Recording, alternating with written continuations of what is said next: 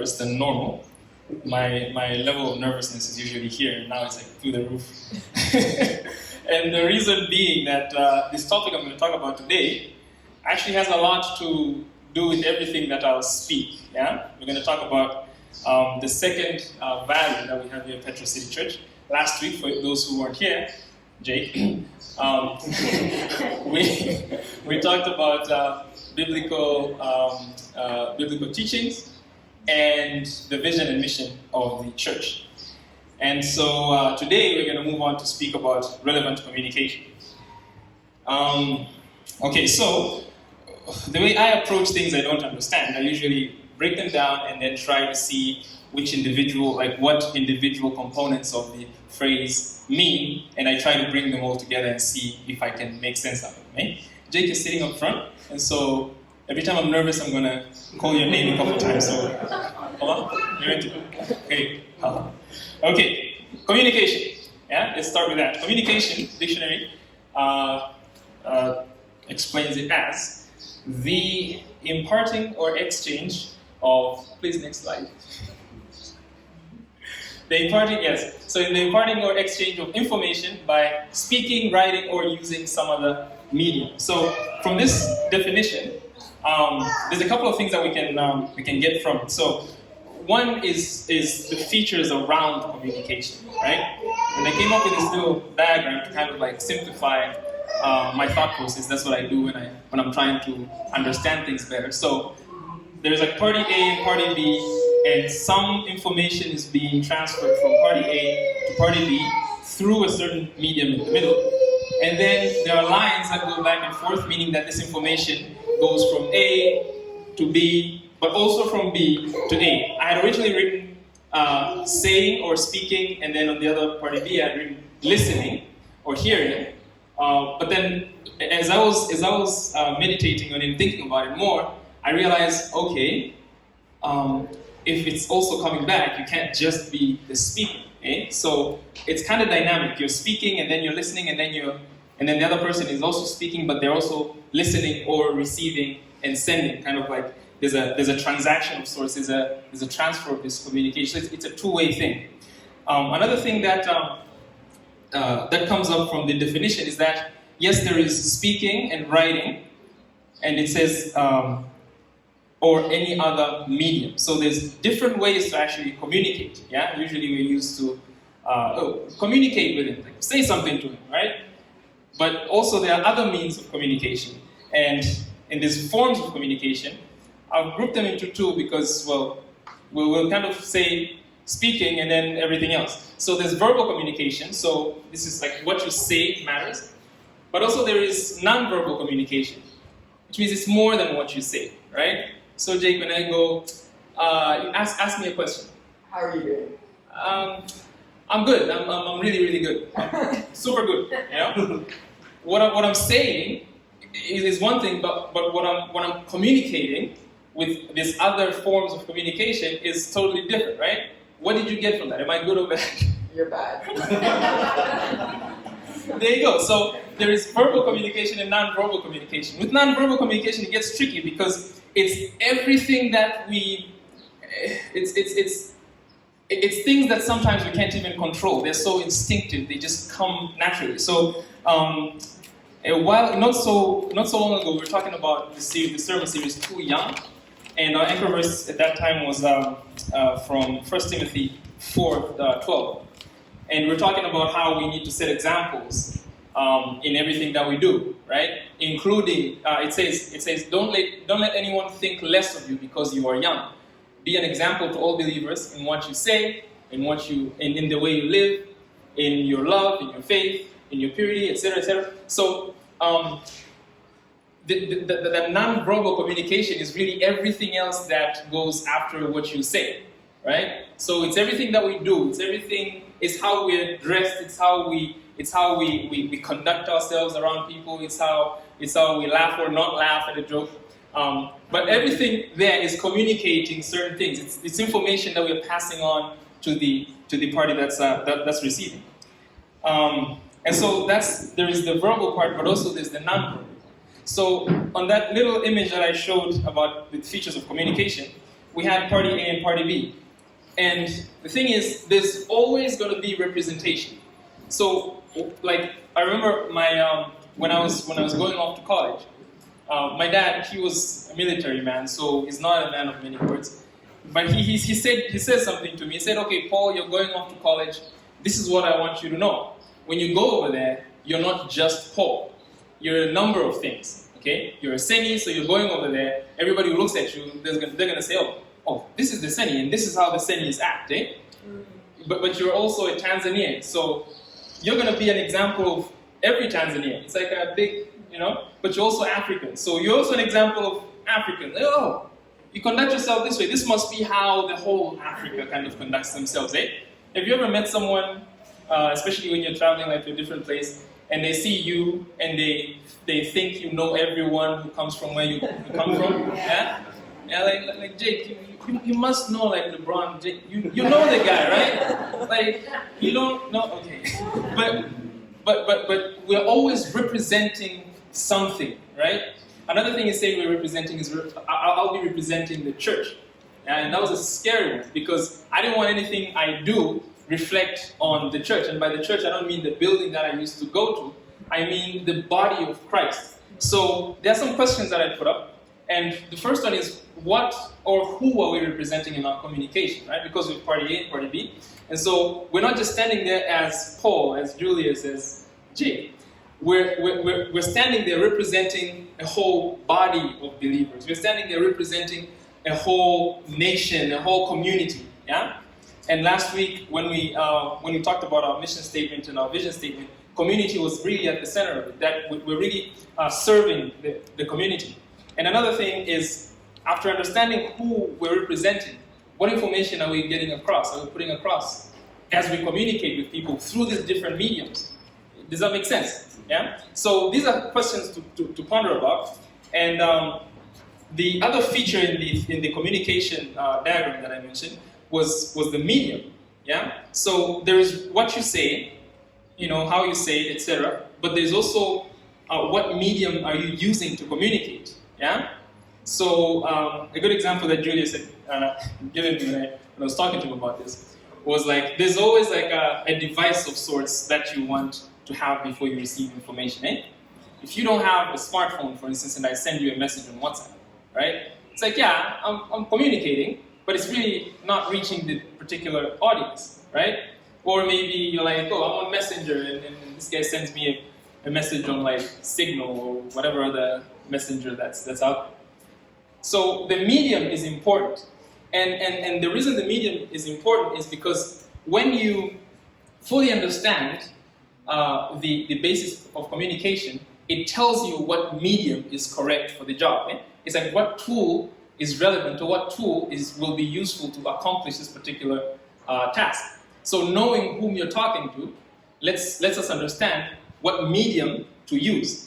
And as Petra, since the beginning, we, on our vision statement and our mission statement, we've said that we want to be a city church, and we want to reach out to the community, and we want to build, develop, and equip Christ-centered believers, and all that. And so the mediums that we use to communicate with these people is very, very important. And as Petra, we have a couple of mediums, right? We have the Sunday experiences where we all gather here, right? This is a medium. You guys come in here, and we fellowship with each other, we praise and we worship and everything. But we also have, in the middle of the weeks, we have the connect groups, where we go and we have more personal time with each other. We can remind ourselves about what was shared on Sunday and things like that. But if you're on social media, Jake, are you on social media? No? Not even. Okay. But if you are on social media and you're not Jake, then there's a good chance you might have seen our pages, our posts on like Facebook or Instagram or wherever, right? And the reason we do that is because we understand that the medium matters as well, right? So when you look at the numbers, I'm a big numbers guy, I like stats. So TCRA, according to TCRA in Tanzania, 2022, we now have 49% internet penetration. To give you context, we're 60 million Tanzanians, right? And about half of that now uses the internet. Contrast that with the year 2000, where there was like 0.2%. And the year 2011, where we were like at 12%. Yeah? Now, 0.2%, 12% in 10 years, and the next 10 years, we're at 49%. And that number keeps on increasing. And so, wherever there's a medium, there's someone using that medium. So what we're saying is, if that's the medium that people are using, and like, 30, almost 29 million Tanzanians are already using that medium, then that should be a medium that we can utilize to communicate with people. Yeah? If you go on our website, you'll notice a couple things. So first, you'll notice that on our homepage, we have our mission statement written. It's at petrocitychurch.com.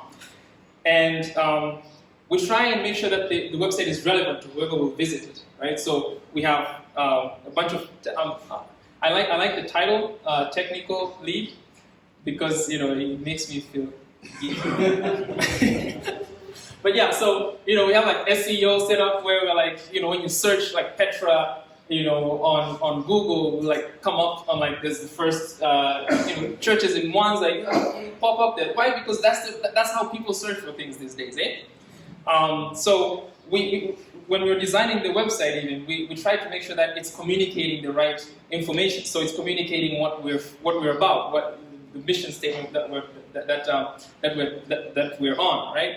It's communicating. We have like the few tabs at the top. We have like a home tab, a connect tab, a watch, a volunteer, a give, about, and the blog section. So on the connect page, we have like a bunch of information about how you can get connected to the church, get connected to this community. So we have times of like when the service is happening, things like when and where the connect groups are happening. But we also have this interesting form that I encourage you to go and take a look at. It's a prayer request, praise report, and questions form, right? Where if you have like something that you want help, with prayer on, you can go fill in that form, and we'll receive it, and we'll see if you want us to contact you or to just pray anonymously. Some people need that, but yeah, that's the relevant thing. That's the medium that we'll use to communicate. Some people have questions, just random questions that they want answers to, right? We had a series last year about what's it called? The questions. Something hard questions. Life is big questions. The what? Life is big questions. Yeah, life is big questions. Right? Like questions like why does God allow all the bad things to happen in our lives? Things like that, right? Sometimes you have questions, and it's not bad to have the questions. Now you can ask us that question, even if you feel like, I don't know what they'll think if I ask this question. You can fill in the form even anonymously, and we'll get the question, and we'll try and see how to help you, either by reaching out or by any other means. On the website, we also have, like the social media posts and things. We also have like a watch section where every single sermon that we have here at church is uploaded there. You can actually watch. So Jake, when you go back home, you should watch the sermon from last, because this won't make much sense. It's a series. Yeah? Okay. So you can go up and watch the sermons there. These sermons are also on YouTube, so you can go on YouTube and subscribe and all that. But we also have an interesting section at the very bottom of each page, which is like a subscription form, basically. If you put in your email address, we'll be able to send you updates about what's happening at church. If it's like events or just the sermons that are going on and where to find all this information. So all this is on the website. The reason we put it up there is because we believe that this medium is relevant. And so let's move on to the second component of relevant communication. It's technically the first, because that was the first part, but it made sense to understand communication before understanding why it's relevant. So the dictionary definition of relevant is closely connected or appropriate to what is being done or considered. So again, going back to that idea of the medium is relevant because it is closely connected to what is being done right now. Yeah, when you have 30 million Tanzanians, when you push it up to like a global scale, we have 56% internet penetration. That means 7 billion people on Earth. Is it 8 billion now? You're talking about more than 3 billion plus people who are online, right? And so our communication needs to be relevant. It needs to have a purpose. And our purpose, as we have outlined it from last week, is we're trying to transform the community by producing, inspiring, and equipping Christ-centered believers. That is our mission. We believe that using the right mediums, using the relevant forms of communication, we can be able to communicate this particular information to the relevant parties. So how do we go about relevant communication? I believe that, you're a celebrity now. I had this idea to kind of put like random pictures of people on that, and then I thought some people might get creeped out. What am I doing? But relevant communication begins with knowing and understanding to whom you're talking to. Like, who are you speaking to, right? If you don't know who you're speaking to, it's very difficult to send any message across, right? So I'm speaking to Jake. Like, I know he knows Mandarin, right? So I'll speak to him in Mandarin for a change and do that. But then I'll move over to Abigail, and then I'll start speaking Mandarin. If I don't know who Abigail is and what she knows, it's very difficult for me to get my message across. Eh? And so we read from Psalms 119, verse 11. David writes, I have hidden your word in my heart that I may not sin against you.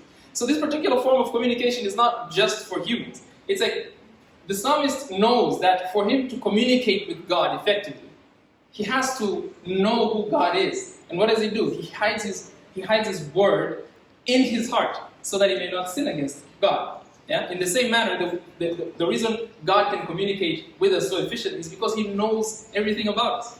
Does that make sense? Yeah. And so there is power in relevant communication, in communicating the right message for the right audience through a right medium. When we read from Matthew, I believe, Matthew 18, it says, I also tell you this, if two of you agree on earth concerning anything you ask, my Father in heaven will do it for you. For where 2 or 3 gather together as my followers, I am there among them. So back to our mission statement. We are saying we want to transform the community by developing and equipping Christ-centered believers. The idea of that is if we have more Christ-centered believers, we can agree with each other as followers of Christ, right? And what happens when we do that?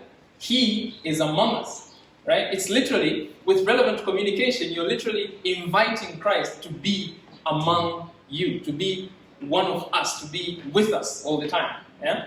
And that is the power of relevant communication. And so, like, how exactly do we go about having relevant communication?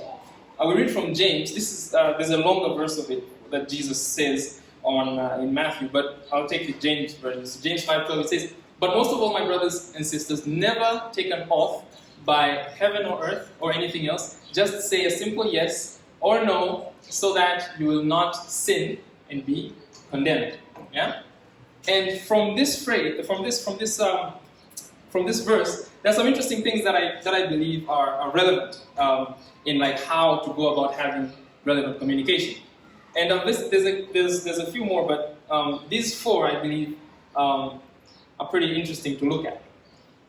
Yeah, I did the same mistake. I should have had intentionality, like central intentionality or something, so that there are like 4 C's. Anyway, it's not that bad. We'll go with these ones. So the first thing, so the first thing is Christ-centered, right? When we want to communicate relevantly, it is important that we communicate in a Christ-centered way, yeah? In a Christ-like way. So all the attributes that come with the way Christ conducted himself in purity, in faith, in setting an example in that Christ-like manner, we should embrace and use that as our mode of communication. So when we're communicating with people, we try and make sure that the focus of our communication is Christ. And that is how we can communicate the relevant information that they need to receive. The second thing is intentionality. Intentionality meaning that we have to be intentional with what we're saying, yeah? But also what we're not saying, that non-verbal aspect of it. We have to be very intentional about like how I've been having like conversations with my wife, Doris Senning. That was like the first, it was so new to hear that. But we're having conversations about, how you dress And like, what if the way I dress, I feel okay, but then somebody else feels that it's not okay for me to dress like that? Like, how should I take that? Because the scripture does say that don't do good in the expense of someone else doing bad, or whether it's someone like, let your good not have someone else sinning, for instance. Yeah? And so in that particular case, what do I do, right? And this particular idea of intentionality comes in, and it's like if you're intentional, that means if you're putting everything in consideration, then you can come up with a solution that is direct, that is clear, and that is relevant to the message you're trying to communicate. Another thing is consistency. So I work at a digital creative agency, and one of the services that we offer is brand strategy. And what we do for our clients is basically aligning what they say they are with what they are. So sometimes you can say that you are this and this and this, but then you're not really, or what you're doing is not really saying what you're, So when you have a disalignment in what you're saying or what you're communicating with what you rather what you're saying you are, but you are really not, then there's like a communication breakdown. That communication won't be relevant because you're preaching on Sunday what not to do, what you're doing on Monday, things like that. So consistency. That's why even with Petra, when you see consistency, we try to make sure that there's consistency in everything that we do. Right? You'll see that those colors, you'll see them every Sunday, and that particular font, you'll see it every Sunday, and then You'll also see that every Sunday you come in and you'll see it's written, "Welcome home." That's because the tone of our communication is consistent with what we're trying to communicate, right? That there is, branding 101. Make sure that everything is aligned. What you're saying, what you're doing, what you're communicating and putting out there is consistent. But finally, there is clarity. So I had put a bunch of other ones, but this clarity stood out to me a bit more because it's very easy to get lost in jargon, like to get lost in like these technical words that you don't really understand, and you're saying over and over again, but they don't really make sense or not relevant to you, particularly, or to the person you're trying to communicate to.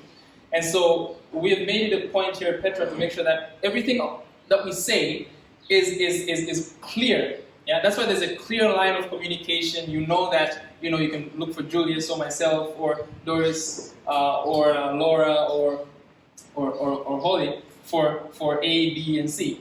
If we're telling you to go to join a Connect group, for instance, there's clear information about where you'll find that information or who you should speak to. If you have questions, who you should ask, and things like that. That is an idea of clarity. That makes sure that everything that you say, to have relevant communication, everything that you say is clear, with accordance to who you're speaking to, right? So I know Tabitha has a lot of like vocabularies, and I struggle speaking to her sometimes. But it's like when you don't know who you're speaking to, it's very difficult to have that relevant communication. But when you know that this is the person I'm speaking to and this is what they understand, then you know what to say, right? The same way, whatever they say, you put in consideration who they are before you just take it and run with it. Does that make sense? And so, what is relevant to us? I'm going to highlight the vision statement again, but this time I want to touch on very specific things. So, our vision statement says to see a church instrumental in the godly transformation of communities, a community of Christ followers that is focused on biblical teaching and holistic approach to ministry through communication that is relevant, inspiring people to reach out on a mission with God and make a difference. So a couple of things popped up when I was thinking about how, as Petra, we can communicate in a relevant manner. So the very first thing that popped up was this idea of a city church, right? So you might have many questions about how we conduct ourselves here at Petra, but when you understand that, first and foremost, we are looking to see that city church, it might help understand some of our conducts. Yeah, it might help understand why our services are as short as they are. It might help understand why we have like a very specific way of doing things here at Petra, right? And that's because we're trying to be a city church that means we're trying to be relevant to what the city needs at this particular time in order to get that message, that godly message to them. And that's the second thing. Godly transformation of communities. I got this from David, so David, props on that. He said, transformation of community, we can transform communities in many different ways, which are not necessarily godly, right? So what we're trying to do at Petra is make sure that that transformation that comes to the city is actually godly. And what is godly transformation? It's a community of Christ followers. That is what we're trying to put out.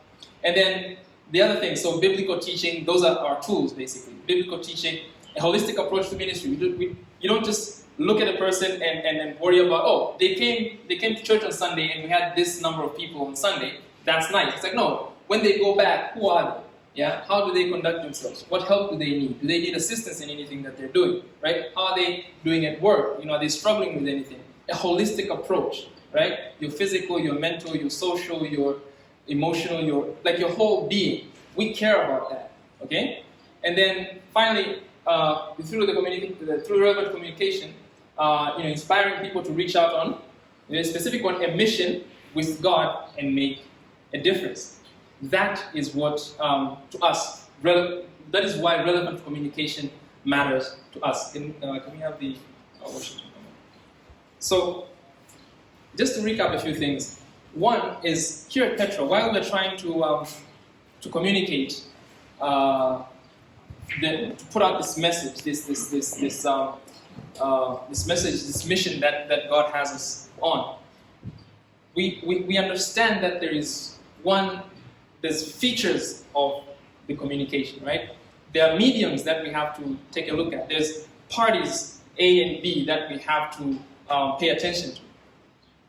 These parties represent certain things, and we as one of those parties in that particular communication, we want to be able to represent God, and that is the core of it. We want to be able to make sure that when people look at us, when people see our conduct, when people see us, they can see an example of what being a Christ follower is like, of what being a believer is like.